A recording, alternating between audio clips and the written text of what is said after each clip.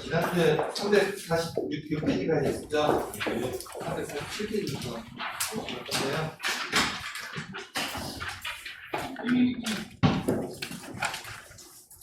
지난주에 배웠던 내용, 오늘 배웠던 내용까지 있어요.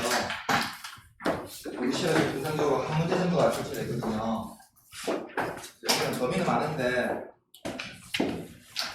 시험 문항수는 한 문제 정도 나와요. 많이 나오면 두 문제까지 나오는데요. 그래서 여기가 조금 공부하시다가 조금 어려우실 거예요. 볼까요? 지난주에서 이어서 우리가 전기사업의 절차에 대해서 배우고 있는데요. 자, 우리가 이제 재개발 재건축 사업, 전기사업을 진행하려면 자, 가장 먼저 전기 기본 계획을 수립해야 되는데요.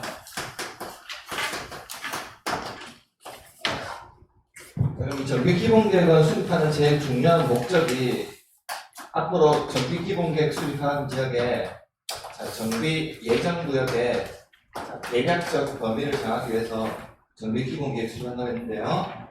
이 계획은 누가 수립하는 거냐면 특별시장, 광역시장, 특자시장, 특자본사, 시장까지만 수립권한이 있고요.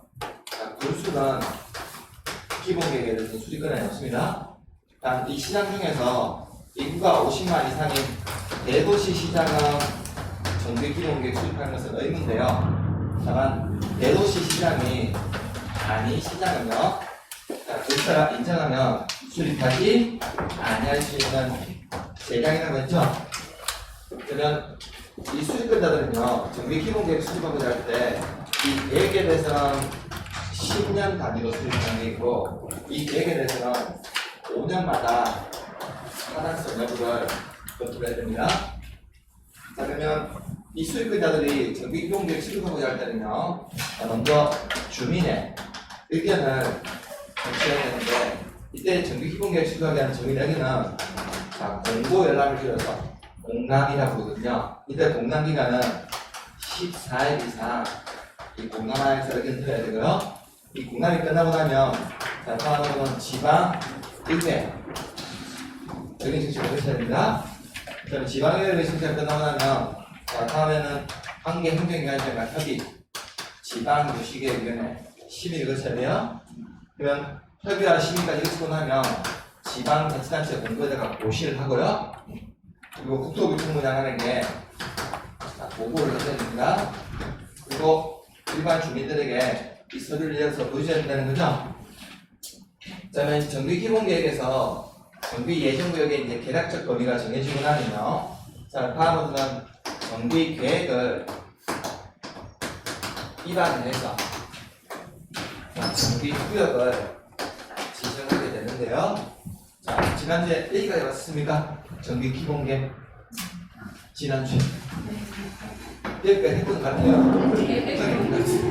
지난주에 전기 기본계획까지 했어요. 자, 오늘은 이제 전기계획 입안부터 들어갈 건데요. 자, 전기계획은요. 자, 입안은 누가 하냐면 특별시장, 광역시장, 특자시장, 특자도지사, 시장 또는 군수 그리고 구청장 등도 입안할 수 있는데, 자, 여기서 구청장이라고 하는 사람은, 등이라고 하는 사람은 우리 특별시나 광역시에 있는 구청장이나 그리고 광역시에 있는 군수 같은 사람들을 구청장 등이라고 부르거든요. 자, 그럼 이 입안부자들은요, 전기계획 입안하고자 할 때는 먼저 주민의 의견을 청취해야 되는데, 전기계획 입안하기 위한 주민의 의견 청취는요, 자, 공람만 하는 것이 아니라, 자, 공람하기 전에 먼저 주민의 설명회를 거치고요. 그리고 공람을 거쳐야 되는데, 이때 공람기간은 30일 이상을 공람기간을 거쳐야 됩니다. 그러면 주민 설명회와 공람을 끝나고 나면, 자, 다음으로는 지방의회, 의회 청취를 거쳐야 되거든요. 이게 사실은 좀 뒤에 나와요. 전기계획 입안권자는 누구고 입안할 수 참 이게 나오는데, 자, 다만 우리가 전기 기본계획 수립해서 정비 예정구역이 진행되고 나면요. 앞으로 이 정비 예정구역에서 정비계획 이거 수립 시기가 도래할 때 자, 반드시 안전진단이라는 걸 실시해가지고요. 이 안전진단을 통과해야지만 정비계획 기간에서 구역 진행 단계로 가는 사업이 하나가 있거든요. 우리 정비사업 중에서 재건축 사업이 있습니다. 그래서 제목 보시면 거기 347페이지에 그 큰 제목 3번에 정비계획의 수립 및 정비구역의 진행 밑에 박스 1번에 안전진단 하나 있습니까? 올릴 수 있거든요. 자, 양갈 1번에 재건축 사업 정비계획 위반을 위한 안전진단이 하나 있습니까? 자, 우리 재건축 사업에서는요. 자, 안전진단이 사실은 핵심이거든요. 그럼 재건축 사업에서 안전진단을 통과했느냐, 통과하지 못했느냐에 따라서 자, 다음 절차의 정비계획 위반과 정비구역 지정 상대로 할 수 있는데 재건축 사업에서는요. 안전진단을 하는 이유는 뭐냐면 이 건물이 얼마나 노후가 됩니까? 노후가 되는가를 정밀 안전진단을 하는 겁니다. 그래서 그걸 통과해야지만 다음 단계로 진행이 돼요. 그러면 재건축 사업에서 안전진단을 통과했다는 말은 이 건물이 지금 어떤 상태가 하는 겁니까? 곧 무너지기 일곱 직전이라고요? 안전진단을 통과했다는 말은? 그럼 안전진단을 통과 못했다는 말은? 아직은 생각할까요? 재건축 사업에서는요. 자, 그러면 이 안전진단은요. 자, CC는 원칙은 누가 실시해야 되냐면 자, 정비계획 수립지가 노래할 때 정비계획 일환권자가 본인이 직권으로 실시하는 게 원칙인데 다만 이 재건축 단지 내 이 토지 등 소유자가요. 자, 10분의 1 이상의 자, 동의를 받아가지고 일환권자에게 요청을 하면요. 이때도 안전진단을 실시해야 된다는 겁니다. 그러면 이 일환권자는 토지 등 소유자 10분의 1 이상의 동의를 받아서 요청을 하게 되면요. 이 실시 여부에 대해서는 30일 내에 실시 여부를 통보해 줘야 돼요. 자, 이제 밑에 보시면 공항에 1번 있습니까? 안전진단 실시. 자, 기억해 보면 정비계획 위반권자는 재건축 사업의 정비계획 수립 시기가 도래할 때 안전진단 실시하는 게 원칙인데 자, 리얼에 보니까 요청 시가 뭐가 있습니까? 자, 정비계획 위반권자는요. 자, 아래에 해당하는 경우 안전진단을 실시해야 되는데 이 경우 위반권자는 안전진단에 드는 비용을 해당 안전진단 실시를 요청한 자에게 부담하게 할 수도 있다고 했습니까? 자, 이제 박스에 보면 1, 2, 3 있습니까? 자, 1, 2, 3에 보면요. 거기 공통적인 단어가 나오거든요. 박스 안에. 1, 2, 3에 보면. 여기 보니까 공통적인 글자 나옵니까? 찾으셨어요? 그 두 번째 줄하고 보시면요. 건축물 및 부속 토지 소유자의 10분의 1 이상의 동의를 받아 실시를 요청한다는 거죠? 그럼 실시를 요청하게 되면 이 위반권자는 안전진단을 실시해야 된다는 거거든요. 그럼 1, 2, 3번에 보니까 지금 공통적인 단어 나옵니까? 자, 그러면 여기 표 안에 보니까 1, 2, 3에 그러니까 10분의 1 이상 앞에 보니까요. 건축물 및 부속 토지 소유자라고 나있습니까? 전체 같은 단어가. 그럼 여기서는 왜 건축물 및 부속 토지 소유자라는 표현이 있을까요? 자, 우리 재건축 사업에서 토지 등 소유자를 누가 토지 등 소유자라고 부르죠? 재건축 사업에서 토지 등 소유자. 지난주에 배웠었는데 재건축 사업에서 토지 등 소유자라고 한다. 건축물 및 부속 토지 소유자를 우리 재건축 사업에서 토지 등 소유자라고 했습니까? 자, 그래서 여기다가 토지 등 소유자라고 써주세요. 건축물 및 부속 토지 소유자를 우리 재건축 사업에서 토지 등 소유자라고 하거든요.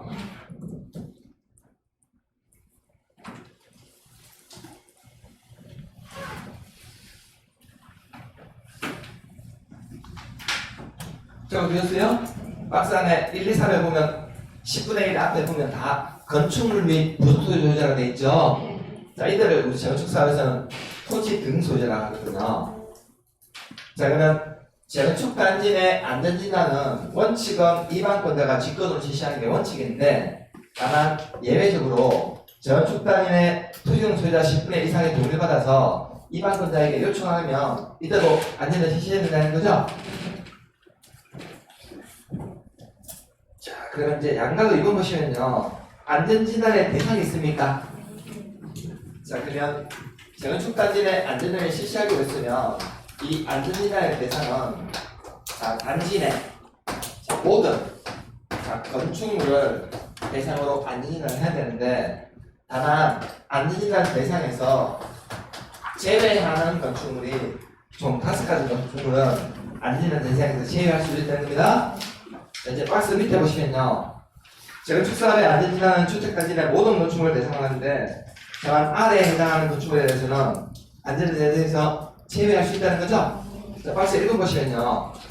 천재 지변 등으로 주택이 붕괴됐습니까? 신속히 재건축 추진할 필요가 있다고 얘기되면 이 방법을 이해한다는 거죠? 그럼 1번은 왜 안전진단 대상에서 제외할 수 있을까요? 안전진단 대상 건축물이 어떻게 됐어? 붕괴됐어요. 그럼 대상물이 붕괴됐다는 거죠? 그럼 안전진단 할 필요가 없다는 거네요? 자, 이번에 보시면 주택의 구조 안전상 사용검지가 필요하다고 이만권자가 인정한다는 거죠? 자, 그러면 3번에 노후불량 건축물 수에 관한 기준을 충족한 경우 잔여 건축물이 있습니까? 자, 우리가 재건축을 추진하려고 하면요. 자, 재건축 단지 내 전체 건축물 중에서 3분의 2 이상이 이미 노후불량 건축물로 판정해 놨고 나머지 3분의 1이 잔여 건축물을 하더라도 이 잔여 건축물에 대해서는 이미 3분의 1이 노후불량 건축물로 판명나면요. 이 3분의 1 잔여 건축물에 대해서는 안전진단 대상에서 제외시키기 바랍니다.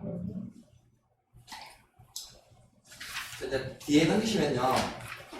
진입도로 등 기반시설 설치를 위해서 불가피하게 정비구역에 포함된 것으로서 이만권자가 인정하는 건축물이라고 말했습니까?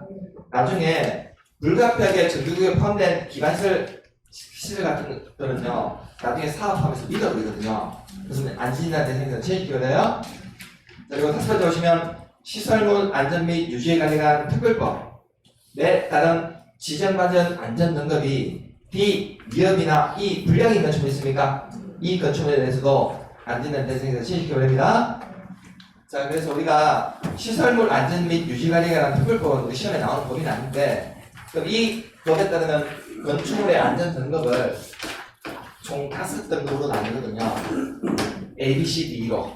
그러면 A는요, 안전 등급이 되게 우수하다는 거고요. 자, B 등급은 안전 등급이 양호하다는 거고요. 자, C 등급은 보통이라는 거고요.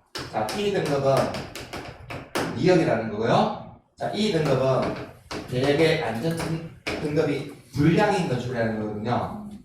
자, 그러면 이 법에 따라서 안전 등급이 미흡이나 불량인 건축물로 판명이 됐으면 굳이 안전진단을 다시 할 필요가 있어요, 없어요? 그래서 이 건축물에 대해서는 안전진단 대상에서 제외시키면 된다고요? 단 A, B, C 등급에 대해서는 안전진단 해야 됩니다. D하고 E 등급인 건축물에 대해서만 안전진단 대상에서 제외시키면 돼요. 자, 그럼 밑에 2번 보시면 자, 정비계획을 위반하는 특자시장, 특자도시사, 시장구수 구청장 등이라고 했습니까? 구청장 등. 자, 이 구청장 등이 누굴 얘기하는 거냐면 구청장이나 광역시 군수를 얘기하는 거거든요. 자, 이들은 안전진단 요청이 있게 되면 요청이 있는 날로부터 30일 이내 안전진단 실시 여부를 결정해서 요청인에게 통보해준다는 거죠. 그럼 우리 재건축사업의 안전진단은 일반권자가 실시하는 게 원칙인데 다만 예외적으로 재건축단지 내 토지 등 소유자 10분의 이상의 동의를 받아서 일반권자에게 실시를 해달라고 요청한다는 거죠. 요청을 받게 되면 일반권자는 며칠 내? 30일 내 요청인에게 통보를 해줘야 된다는 거죠. 자, 그러면 일반권자가 직권으로 실시하던 토지동 소유자 10분의 이상의 동의를 받아 요청에 따른 실시하던 자, 그러면 이 일반권자가 재건축단지 내 이 안전진단을 실시할지 말지를 여부를 결정하려면요. 책상머리에 앉아서 결정해야 될까요? 자, 반드시 현지 조사를 해야 됩니다. 현지 조사를 통해서 이 재건축단지 내 안전진단 실시 여부를 결정을 해야 돼요. 자, 그러면 밑에 보시면요. 동남이 3번 있습니까? 자, 정비계획 위반권자는 현지 조사 등을 통해서 해당 건축물의 구조 안전성이나 건축 마감, 설비 노후도 및 주거 환경 적합성 등을 심사하여 안전진단의 실시 여부를 결정해야 된다는 거죠. 그럼 실시 여부를 결정하게 되면 다음의 안전진단 기관에다가 안전진단을 의뢰해야 됩니다. 그래서 밑에 안전진단 기관 나와 있습니까? 1번에 한국건설기술연구원 있습니까? 그리고 2번에 안전진단 전문기관 있습니까? 자, 3번에 국토안전관리원 있나요? 자, 2번에 안전진단 전문기관만요 민간이고요. 1번, 3번은 공공안전진단기관이에요. 2번만 민간이라고요? 1번, 3번은 공공입니다. 안전진단기관 중에서. 자, 그러면 입안권자가 현지 조사를 통해서 안전진단 실시 여부를 결정하게 되면요, 이 입안권자는요 본인이 바로 안전진단 실시합니까? 본인이 직접 안전진단 실시하는 것이 아니라 안전진단 기관에다가 안전진단을 의뢰한다는 거죠. 그러면 이때 안전진단 기관은 자, 민간한테 의뢰할 수도 있고 공공한테도 의뢰할 수 있는데, 자, 그러면 안전진단 기관은요, 자, 입안권자나 소유권 소유자 10분 이상의 동일받아 요청에 따라서 안전진단에서 의뢰받게 되면요, 결과 보고서 있죠. 안전진단 결과 보고서를 입안권자가 요청한 자에게 이거 제출해줘야 돼요. 자, 그러면 이 보고서를 제출받은 입안권자는요, 이 결과 보고서와 도시계획 또는 지역 여건 등을 종합적으로 검토해서 자, 이 재건축단지 내 정비계획 위반 여부를 자, 결정하게 되면요, 이 결정서와 이 보고서를 자, 위에 있는 시도지사에게 제출해야 되거든요. 그럼 제출받은 시도지사는요, 자, 우리 구청장이나 광역시군수 같은 이런 입안권자들이 실시한 안전진단이 제대로 실시했는지 안 됐는지에 대해서 다시 한 번 더 재검증을 하기 위해서 안전진단 전문기관에다가 다시 적정성 여부에 대해서 이거 다시 한 번 더 검토해달라고 의뢰할 수 있다는 거거든요. 그러면 시도지사가 입안권자가 실시한 안전진단이 제대로 됐는지 안 됐는지 적정성 여부를 다시 한 번 더 검토해달라고 의뢰할 때는 민간에 해야 할까요? 공공에 해야 할까요? 공공안전진단기관에다가만 의뢰할 수 있다는 겁니다. 자, 그러면 밑에 양가가 4번 있습니까?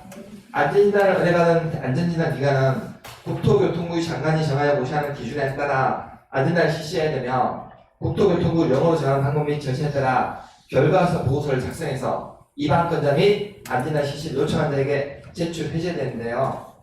자, 그러면 349페이지 가시면요, 양가가 5번 있습니까? 그럼 입안권자는 안전진단 결과와 도시계획, 지역 여건 등을 종합적으로 검토하여 정비계획 위반 여부를 결정해야 됩니다.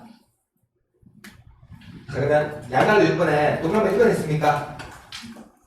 자, 정비계획 입안권자는 정비계획 위반 여부를 결정한 경우 지체 없이 특별시장, 광역시장, 도지사에게 결정 내용과 안전진단 결과 보고서를 제출해야 되는데요. 자, 동남아 2번에 적정성에 대한 검토가 나있습니까? 자, 시도지사는요, 필요한 경우 국토안전관리와 한국건설기술연구원의 안전진단 결과에 적정성에 대한 검토를 의뢰할 수 있다고 했습니까? 그래서 입안권자가 이걸 결정서와 위반 여부 결정서와 보고서를 시도지사에게 제출하게 되면 이 시도지사는요, 다시 한 번 더 안전진단 시반권자가 실시한 안전진단 여부에 대한 적성성 여부를 다시 한 번 더 검토를 할 수 있는데, 이때는 한국건설기술연구원이나 국토안전관리원에 의뢰할 수 있다는 거죠. 자, 이들이 바로 공공안전진단 계획이거든요. 이들에게 의뢰할 수 있습니다. 그래서 예전에 안전진단 할 때를 보면요, 이 민간들이요 안전진단 하면서 장난 많이 했거든요. 그래서 멀쩡한 벽에다가 금이 간 것처럼 그림을 그린다고 사진 찍어가지고 결과 보고서를 제출해요. 그럼 예전에는 사실은 공무원들이 현장에 나올까요, 안 나올까요? 예전에는 공무원들이 현장에 안 나왔거든요. 결과 보고서만 토대로 해가지고 정비계획 위반해버렸다고요. 자, 그러다 보니까 안전진단이 너무 허술하게 진행되는 경우가 많았거든요. 자, 그래서 이거 입안권자가 시도지사에게 제출하게 되면 시도지사가 다시 한 번 더 안전진단에 대한 적정성 여부에 대해서 검토를 하신다고요? 자, 올해 이 파트가 좀 나올 확률이 높으니까요. 올해 좀 쉬었거든요.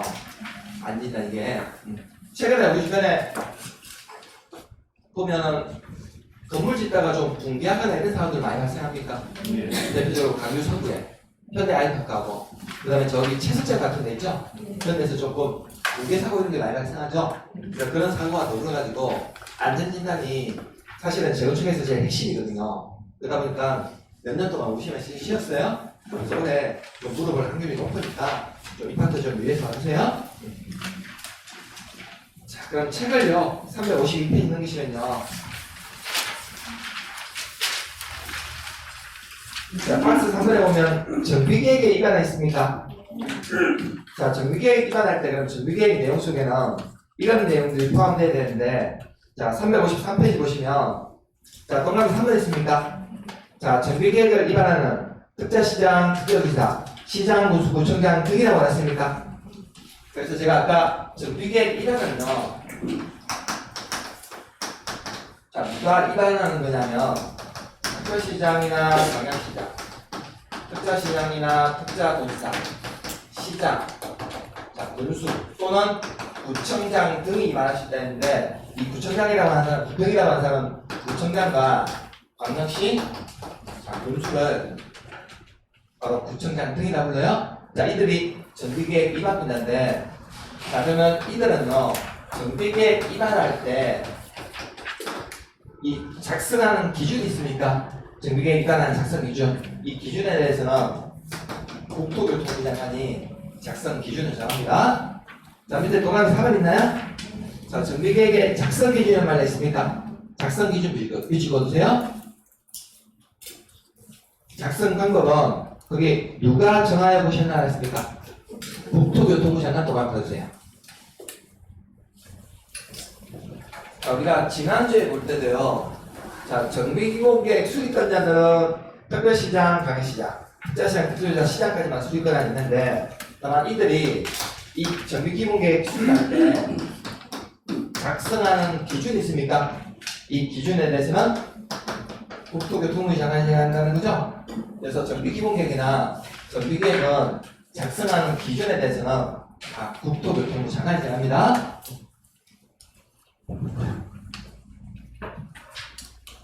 책을 넘기시면요 355페이지예요. 자, 연가를 3번에 보면 정비계획 위반을 위한 주민 의견 청취 등이라고 나와 있습니까? 자, 동그라미 1번에 정비계획 위반 문제는 정비계획 위반하거나 변경하면 주민에게 서면으로 통보한 후 거기 주민 설명이라는 단어 나옵니까? 주민 설명에 밑줄 그어주시고요 30일 이상 공람 밑줄 그어주세요.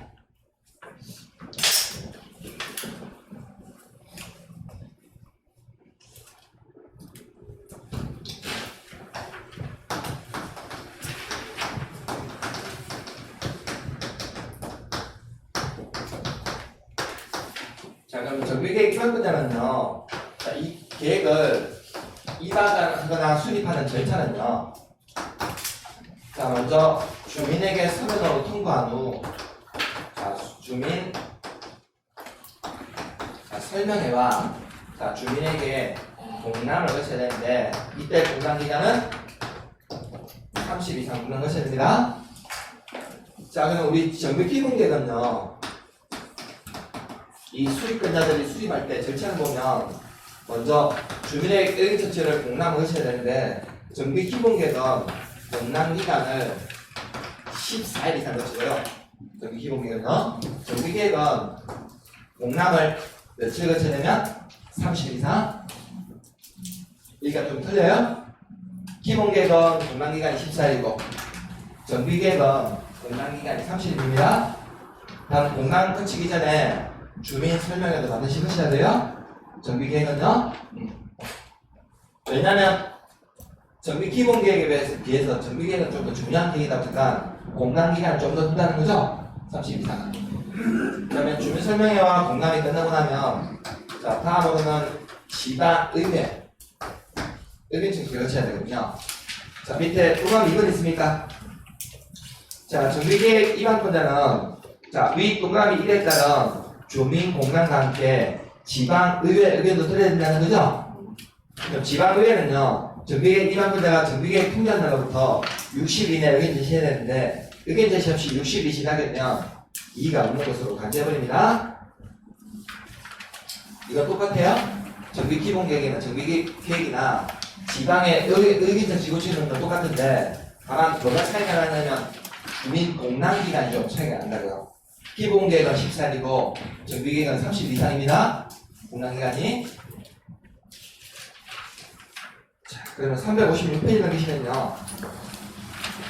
자, 정비구역의 지정 등이라고 나와 있습니까? 정비구역 지정. 자, 동남 1번에 특별시장, 광역시장, 특자시장, 특자의사, 시장 분수는 기본계획에 적합한 범위에서 노후불량은 충분히 위치하는 등 대통령령이 정한 조건에 해당하는 구역에 대해서 정비계획 결정에서 정비구역을 지정할 수 있는데 다만 아까 우리 정비계획 위반권자 중에서요. 자, 여기 위에 있는 6명 있습니까? 6명. 이들은 정비계획 위반해서 정비계획 결정하면서 자, 본인들이 바로 정비구역을 지정할 수 있거든요. 자, 근데 구청장이나 광역시 군수는요, 정비계획 위반할 수 있는 권한이 있는데 본인들이 정비구역을 지정할 수 있는 권한은 없어요. 그래서 정비구역을 지정할 수 있는 특별시장이나 광역시장에게 정비구역 지정해달라고 신청을 할 수 있습니다. 자, 그럼 우리 대구에서는요, 우리 구청장이나 달성 군수 같은 사람 있죠? 이 사람들은 정비계획을 위반할 수 있어요? 우리 구나 군에 정비계획이 이렇게 위반했습니다라는 걸 할 수 있어? 근데 정비계획을 결정하거나 정비구역을 지정할 수가 없다고요? 자, 그래서 대구광역시장에게 정비구역 지정해달라고 신청을 할 수 있습니다. 그러면 대구광역시장이 정비구역이라는 걸 지정해요. 자, 그래서 특별시장, 광역시장, 특별시장, 특별시장, 시장 누수라고 나있죠? 자, 이들을 정비구역 지정권자라고 부르거든요. 그래서 기본계획에서 적합한 범위에서 노후불량은 충분히 밀집하는 등 대통령령 정하는 요건에 해당하는 지역에 대해서 정비구역 결정해서 정비구역 지정할 수도 있다는 겁니다. 자, 그러면 이 정비구역은요, 자, 어떤 절차에 따라서 자, 지정하냐면요. 자, 먼저 지방도시계획위원회 심의를 거쳐서요. 해당 지방자치단체 공부에다가 자, 고시를 하게 되는데요. 자, 이 고시된 내용을 국토교통부 장관에게 보고를 하고요. 그리고 일반인에게 연락을 해야 됩니다. 자, 양가를 이번 보시면 357페이지에 있네요. 그 동그라미 6번 있습니까? 표 밑에. 자, 구청장이나 광역시 군수는 정비계획 위반하여 특별시장, 광역시장에게 정비구역 지정 신청해야 되고 이 경우 지방의회 의견을 첨부해야 된다 했습니까? 지금 이들이 신청하게 되면 특별시장, 광역시장이 정비구역을 지정해 준다는 겁니다. 자, 그럼 양각을 이번에 지정 절차 보시면 자, 동그라미 1번 있습니까? 정비구역 지정권자는 정비구역 지정하거나 변경하려면 지방도시계획위원회 심의 거치하고요. 자, 동그라미 2번에 고심의 보고라고 있습니까? 정비구역 지정권자는 정비구역 지정할 때 정비계획을 포함한 정비구역 지정의 내용을 해당 지자체 본부에 고시해야 되고요. 그리고 3번에 보고 및 연락이 있습니까? 정비계획을 포함한 정비구역 지정 고시할 때 국토교통부령이 정한 방법 및 절차에 따라 국장에게 그 지정 내용을 보고해야 되고 관계 서류를 일반인들에게 연락할 수 있도록 해야 된다 했습니까? 그래서 우리 정비구역 지정할 때는요, 이 정비구역 지정권자들이 지방도시계획위원회 심의 거쳐서 자, 공부에 고시하고 국장에게 보고해주고요. 그 연락만 시켜주면 됩니다. 자, 그러면 이제 우리 시험에서는요, 뭘 잘 물어보냐면, 자, 이 절차를 거쳐가지고, 자, 정비구역을 지정 고시하게 되면요, 앞으로 어떤 법적 효력이 발생하느냐, 이거에 대해서 우리 시험에 잘 물어보거든요.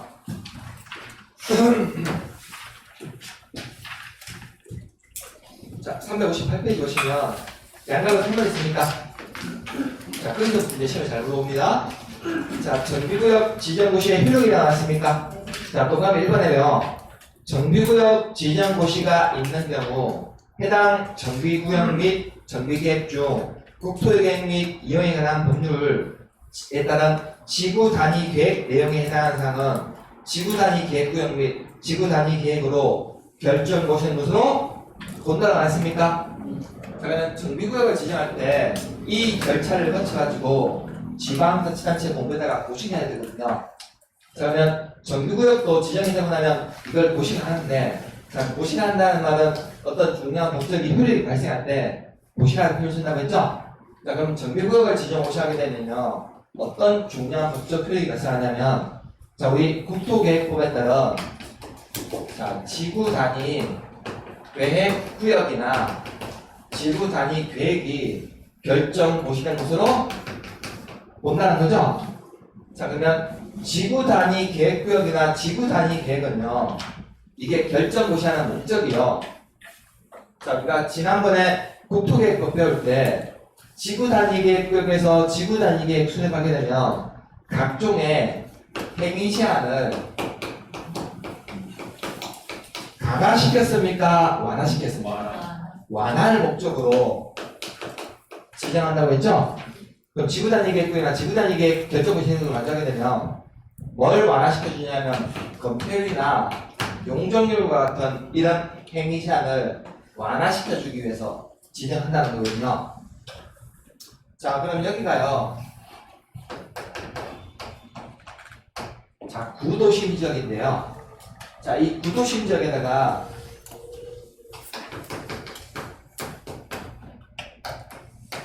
자, 재개발 재건축 사업을 하기 위한 정비구역을 자, 지정 고시하게 되면 앞으로 이 구도심 지역에 있는 기존의 낡은 건축물들을 허물고 앞으로 여기에다가 새로 건축물을 짓거나 때는 각종 행위제한을 어떻게 해준대? 완화시켜준다는 겁니까? 그러면 여기다가 낡은 건축물을 허물고 새 아파트 짓게 되면 건폐율이란 말은 건축물의 넓이 있죠? 넓이를 더 넓게 줄 수 있고 용적률을 완화시켜준다는 말이에요. 또 높이 지을 수 있도록 완화시켜준다는 거죠?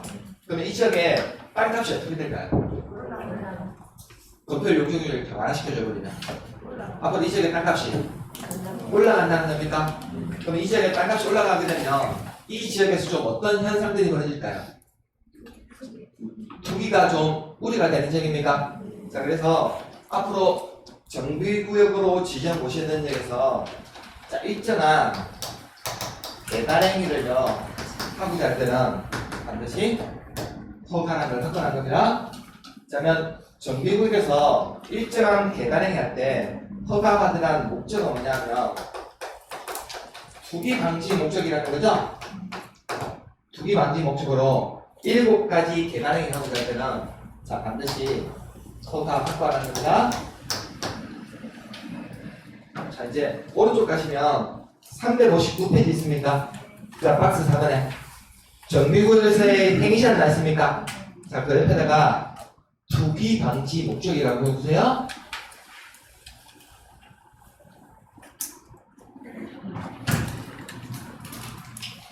적어두셨나요? 정비구역이 지정이 되면 왜 투기 방지 목적의 일부까지 개발행위 허가받으라 할까요? 정비구역이 지정 도시가 되면 우리 국토계획법에 따른 지구 단위 계획구역이나 지구 단위 계획이 결정 고시를 관리하게 되면 앞으로 이 지역에서 뭔가 건물을 지을 때는 건폐율 용적률을 완화해 주니까 땅값이 많이 오른다는 거죠. 그러면 이 정비구역을 지정 고시는 데에서 기존에 땅이나 건물 가지고 있는 사람들이 투기를 한다는 거거든요. 자, 그래서 이런 투기를 방지할 목적으로 7가지 개발행위 하고자 할 때는 시장 주주들에게 반드시 허가를 받아야 됩니다. 자, 제목에 채워두셨습니까? 투기 방지 목적이라고?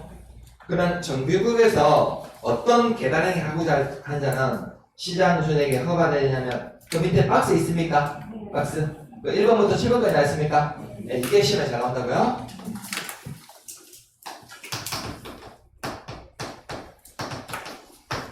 자, 1번에 보니까 건축물의 건축 등이 있습니까?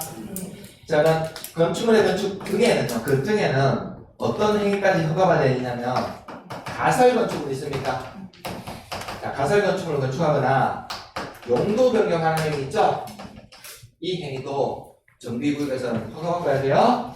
자, 두 번째 보니까 공작물을 설치하는 행위 있습니까? 자, 사람이 인공의 힘을 가해서 설치한 시설물들을 공작물이라고 그러는데요. 이 공작물 설치할 때도 허가받아야 됩니다.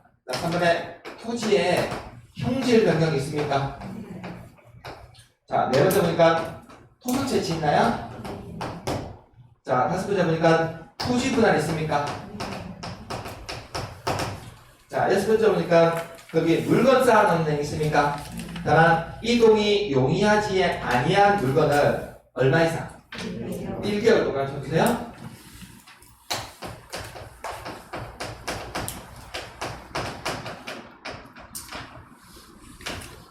자, 이거 7번에 보면 중목에 벌채식재 있습니까? 자, 이 7가지 개가능이 할 때는 앞으로 정규에서는 허가받아야 됩니다. 이거 어디서 봤던 기억 납니까? 어디서 봤었죠 이거? 지난주에 우리 수업할 때 도시개발구역. 도시개발구역으로 지금 진행돼서 도시개발구역도 앞으로 땅값이 많이 올 것으로 예상되는 중이다 보니까 거기서 또 이 7가지 개가능이 할 때는 허가받아야 되는데 단 도시개발구역에서는요 용도 변경뿐만 아니라 대수선 행위도 허가받아야 되는데 정비구역에서는 대수선은 맞아요? 대수선 행위는 도시개발구역에서는 개발행위 허가받아야 되지만 정비구역에서는 대수선은 허가가 안 된다고요? 자, 시험에 잘 나옵니다 이거.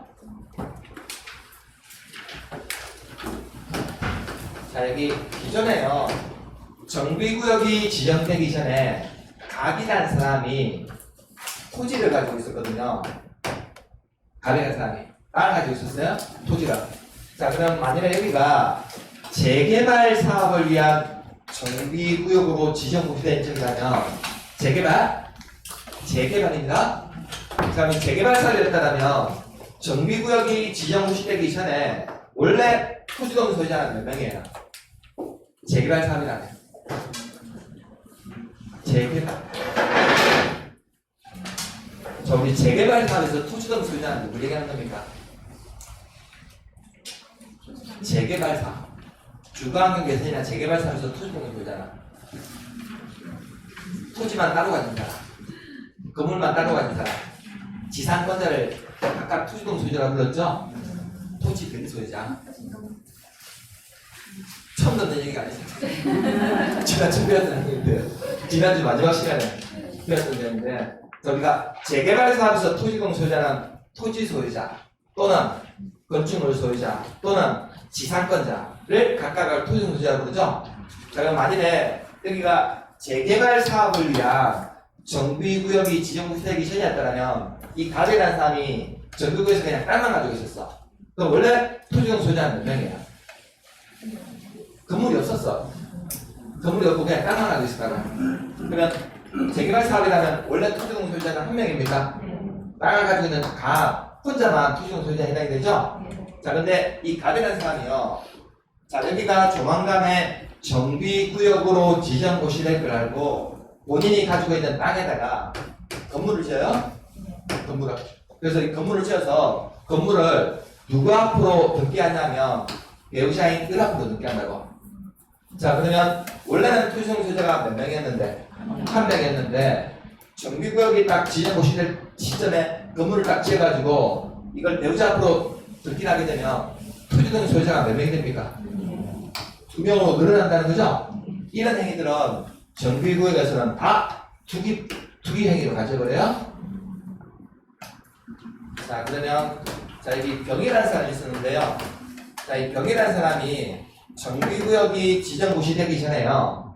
자, 이 주택을 단독주택이에요. 단독주택을 본인이 소유하던 땅에다가 본인 앞으로 지어놨다고? 그러면 우리가 원래 정비구역이 지정되기 전에 토지동 소유자는 몇 명입니까? 땅하고 건물 소유자가 똑같다고? 한 명이죠? 한 명이라고요? 자, 근데 이 병이라는 사람이 자, 여기가 조만간으로 정비구역이 지정 곳이 될 걸 알고 이 단독주택을요 용도를 변경해가지고 이 단독주택을 연립주택 3층짜리 연립주택으로 이렇게 용도를 변경해버려. 그러면 하나는 본인 앞으로 넣게 하고 하나는 배우자 앞으로 넣게 하고 하나는 자녀 앞으로 넣게 하고요. 두 개는 그리고 각각 이거는 친척 앞으로 넣게 한다고요. 자, 그러면 우리가 단독주택은 주택의 소유 형태가 단독 소유거든요. 단독주택이라고. 근데 연립주택은 공동주택이란 말이에요. 여기서 연립이나 아파트 같은 주택은요 건물 전체가 한 명 소유가 아니라 세대별로 각각 구분되어 있거든. 세대별로 각각 구분되어 있다고요. 소유권이요. 자, 그러면 이걸 연립주택으로 용도를 변경해버리면 기존에는 토지동 소유자가 한 명이었는데 토지동 소유자가 몇 명으로 늘어납니까? 6명으로 늘어난다는 겁니까? 이런 행위들은 앞으로 정비구역에서는 다 투기로 간주하겠대요? 투기로? 자, 그래서 우리 정비구역에서 투기를 방지할 목적으로 일정한 개발행위 허가받으라는 이유는 뭐냐면요.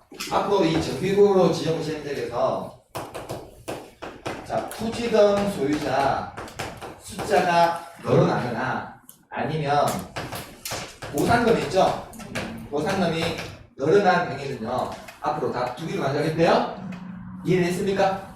정비구역에서 왜 일정한 개발행위 허가받으라는지?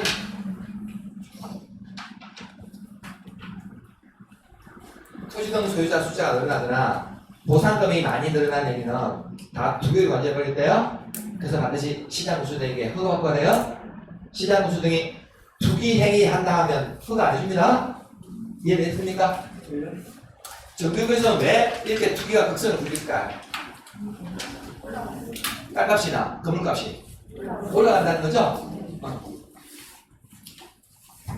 그래서 제가 지난번에 설명드릴 때 정비구역이 지정구시 되면 정비구역이 지정구시 된 그 마을이나 아파트 입구에는 뭐 붙인다 했습니까?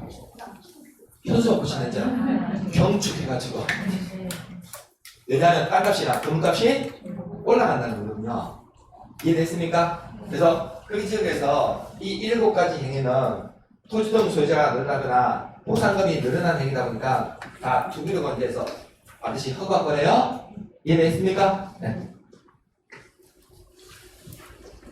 혹시 저기 시지나 경산에서 정비구역으로 지정되는데 땅 가지거나 건물 가지고 계신 분 계십니까?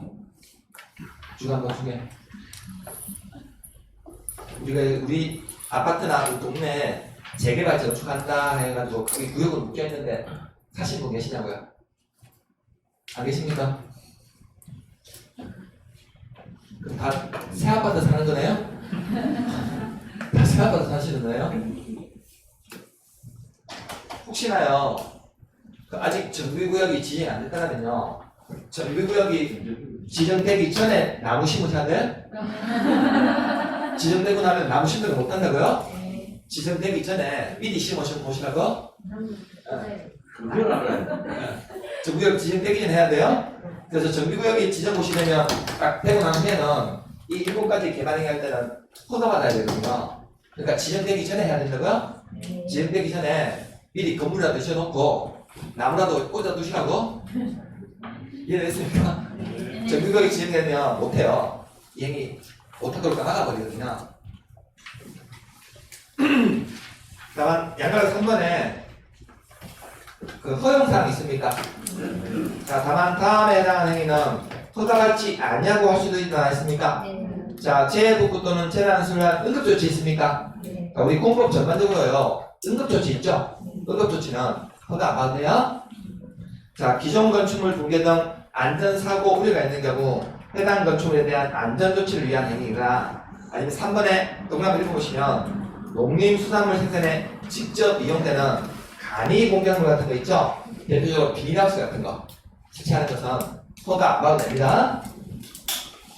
자, 다음 페이지 넘기시면 자, 경작을 위한 토지 환경 변경이나 정비구역 개발에 지장을 주지 않냐고 자연경관을 훼손하지 아니한 법에 해당하는 토지겠지나 정비구역에 존치하기로 결정된 대지에 물건 쌓아놓는 행위는요 나중에 정비구역에 존치하기로 결정된 대지에 물건 쌓아놓으면요 사업하면서 다 밀어버리거든요.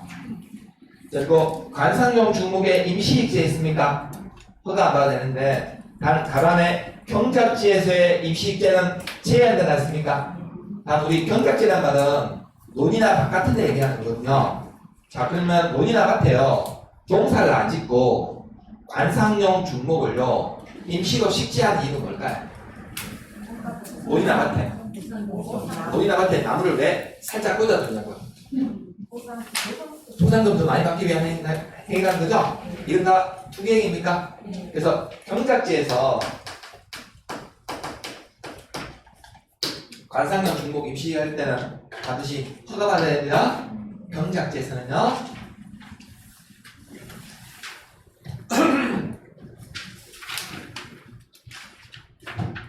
자, 그럼 책을 362페이지 넘기시면요. 자, 우선에서 이게 제일 잘 나와요. 정비구역이 지정시되면 앞으로 이 지역은 지구 단위 계획구역이나 지구 단위 계획으로 결정할 것이는 것으로 간주한다는 말은 뭐냐면 이 지역의 건설 용적률을 완화시켜주니까 땅값이 오른다는 거죠. 땅값이나 건물값이 오르다 보니까 앞으로 투기를 방지할 목적으로 7가지 투기 행위는 허가받고 가라는 거죠. 이게 보시면서 굉장히 잘 나왔다고요. 정비구역에서 나오면요. 대충 취지 이해되십니까? 어떤 취지인지.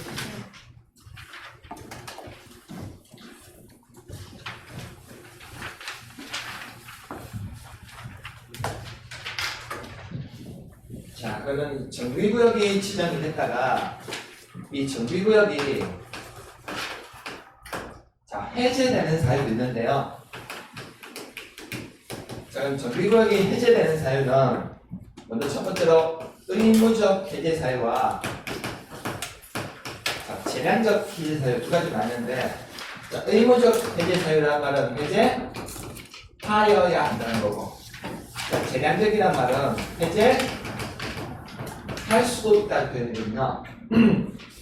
그러면 361페이지 박스 5번 보시면 정비구역 등의 해제에 보면 박스 1번에 양갈로 1번에 정비구역 등의 해제 의무 나와 있습니까? 자, 도면 1번에 정비구역 지정분자는 자, 다음에 해당하는 경우 정비구역 등을 해제하여야 한다 나왔습니까? 그리고 책을요 364페이지 넘기시면 박스 2번 있습니까? 정비구역 등의 직권 해제 보시면 양갈 1번에 정비구역 등의 해제 재량이라는 거 있습니까? 자, 정비구역 지정권자는 아래에 해당하는 경우 지방도시계획위원회 심의 거쳐서 정비구역 등을 해제할 수 있다고 하나 있습니까? 그래서 우리 법에서는요 정비구역이 해제된 사유가 자, 의무적으로 해제해야 하는 사유가 있고 재량적으로 해제할 수 있는 사유가 있거든요. 두 가지 사유가 있다고. 그럼 우리가 해제되는 사유 중에서 두 가지 해제 사유가 있는데 그럼 둘 다 기억하면 되겠죠? 두 개를 다 기억하면 되겠죠? 두 개를 다 기억하면 너무 많아요. 그러면 우리 시험에서는 해제할 수 있는 사유 잘 물어볼까요? 반드시 해제해야 되는 사유 잘 물어볼까요? 반드시 해제해야 되는 사유겠죠? 이거 하나만 정확하게 기억하세요. 두 가지 사유 중에서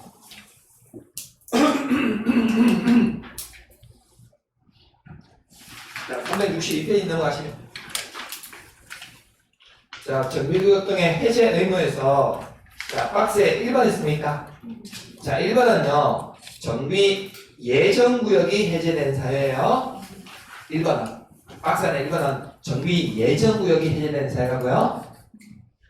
자, 정비 예정구역에 대하여 기본계획에서 정한 정비구역 지정 예정일로부터 3년 된 날까지 특자시장, 특별구장, 시장 누수가 정비구역 지정하지 아니하거나 구청장 등이 정비구역 지정을 신청하지 아니하는 경우 이때는 정비 예정구역을 해제해야 한다는 겁니다. 자, 그리고 우리가 재개발 사업이나 재건축 사업은요. 자, 만일에 이 사업을 조합이 시행하게 되면요. 먼저 재개발 재건축 사업은 조합을 먼저 설립하기 전에 조합 설립 추진위원회를 먼저 승인을 받아야 돼요.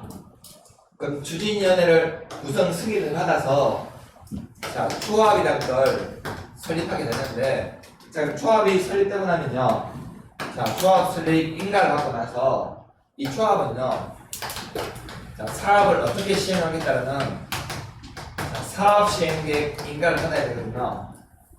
자, 근데 이 토지동 소유자가 정비구역이 지정 고시된 날로부터 거기 2년 있습니까? 2의 동그라미 1번. 자, 2년 있나요? 동그라미 쳐놓으세요. 되는 날까지 조합 설립 추진위원회가 나 있습니까? 추진이 밑줄거주세요. 승인 신청하지 않았다는 거죠?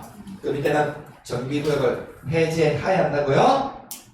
자, 그러면 토지동 소유자가 자, 만일에 추진위원회를 구성하지 않게 되면요, 추진위원회 구성하지 않고 바로 조합 설립인가 받아야 되거든요. 그러면 정비구역 지정 시절부터 그 3년 나옵니까? 3년 동안 써주세요. 그리고 앞에 그 뒤에 보면 조합 설립인가 나옵니까? 그 조합에다 붙여주세요. 설립인가 신청하지 않은 경우 이때는 정비구역을 해제해야 되고요. 단 3번은 뭐냐면, 자, 추진위원회 승인을 받았는데 추진위원회 승인일로부터 나 있습니까? 그 추진위 밑줄거주세요. 추진위라는 단어에 밑줄거주시고요. 그리고 2년 있습니까? 2년 동안 해주세요. 된 날까지 조합 설립인가 신청하지 않았다는 거죠? 자, 그러면 조합이 만약에 조합 설립인가를 받게 되면요, 그 3년 있습니까? 3년 동안 써주시고 조합에다 밑줄거주세요.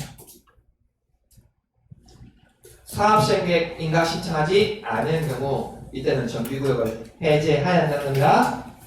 자, 그러면 363페이지 가시면 동감이 그 3번에요. 자, 재개발 사업은요, 조합 설립하지 않고 토지동 소유자가 직접 사업 시행할 수도 있거든요. 그래서 토지동 소유자 밑줄거주세요. 시행하는 재개발 사업으로서 토지동 소유자가 정비구역으로 지정되면서부터 그게 5년 있습니까? 5년 동안 써주세요. 된 날까지 사업 시행인가 신청하지 않았다는 거죠? 그럼 이때는 정비구역을 해제해야 한다는 겁니다. 자, 그러면 정비구역을 해제해야 되는 사연은요, 자, 그러면 정비구역이 딱 지정 시행되고 나면요, 이 토지동 소유자는 조합 설립 추진위원회 있습니까? 이 추진위원회는요, 구역이 지정되고 나서 반드시 2년 내에 추진위원회 승인 신청받아야 돼요. 2년 내에 승인 신청받지 않게 되면 이때는 정비구역을 해제해야 된다고요.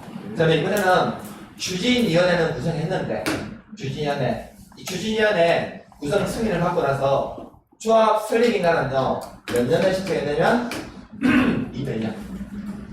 2년에 신청해야 된다고? 2년에 신청하지 않게 되면 이때는 정비구역을 해제해야 된다고요? 자, 그러면 만일에 추진위원회를 구성 안 하게 되면요, 이 토지동 소유자는요, 정비구역이 지정되고 나서 조합 설립인가는 몇 년 내에 신청해야 되면 3년 내에 신청해야 됩니다. 자, 만일에 3년 내에 추진위에 승인 안 하고요, 추진위에 구성을 안 하고 조합을 바로 설립하게 되면 구역 지정된 날로부터 3년 내에 조합 설립인가 신청해야 된다고요? 3년이 지나도 조합 설립인가 신청하지 않게 되면 정비구역을 해제해야 되고, 자, 만일에 이 토지동 소유자가 조합 설립인가 받았는데, 자, 조합 설립인가 받고 나서 3년이 지나도록 사업 시행계획인가 신청하지 않게 되면 이때는 정비구역을 해제해야 된다고요? 자, 그래서 만일에 지문에 있다가 단어 중간에 추진위원회라는 단어 있죠? 단어 중간에 추진위원회라는 단어가 있으면 2년이라는 말이 나와야 되고, 자, 만일에 단어 중간에 조합이라는 말이 있습니까? 조합이라는 말이 나오면요, 3년이라는 단어가 나와야 돼요. 자, 만일에 우리 재개발 사업은 조합 설립하지 않고 토지동 소유자가 직접 사업 시행할 수도 있거든요. 그러면 이 토지동 소유자는요, 자, 정비구역이 지정이 되고 나서 반드시 몇 년 내 사업 시행 계획이 시행되냐면 5년이라고요. 그래서 지문을 쭉 읽다가 우리 시험에 나오면요, 추진위원회라는 단어가 나오면 2년이라는 말을 찾으시면 되고, 조합이라는 말 나오면 3년 찾으시면 되고, 토지등 소유자가 재개발 사업 직접 시행하는 거는 5년이 나가는 사실이면 돼요. 2년, 3년, 5년이에요? 정비구역 해제된 사유는 그때 보시험 때 나오면 찾아내는 거 사실 만만치 않을 겁니다. 보시험 때 나오면요. 이게 아마 시험에서 물어보면 어려운 거 물어보면 이런 거 물어볼 거예요. 그래서 정비구역은 해제되는 사유가 의무적으로 해제되는 사유와 재량적으로 해제할 수 있는 사유가 있는데 두 개를 다 기억하는 짬뽕에 대해서 헷갈린다고 하거든요. 그래서 하나는 그냥 가감해 버리고요. 의무적으로 해제해야 되는 사유만 정확하게 기억하세요. 의무적으로 해제되는 사유는 2년, 3년, 5년이에요. 숫자로 보면요.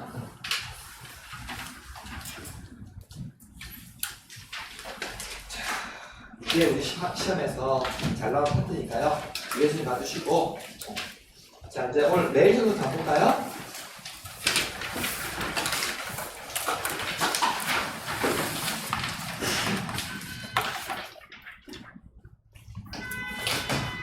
일반 지문 보시면요. 자, 정비구역에서 이동이 쉽지 아니한 물건을 14일 이상 쌓아두기 위해서는 시장 수준에게 허가받아야 되죠? 아까 제가 물건 쌓기는 우리 공법에서 전반적으로 몇 개월? 거의 한 달 이상이에요? 보통 1개월은 우리 보통 한 달에 30일입니까? 30일 이상 쌓는 데는 허가가 된다고. 그러면 30일 미만이면 허가 안 받아도 된다는 거죠?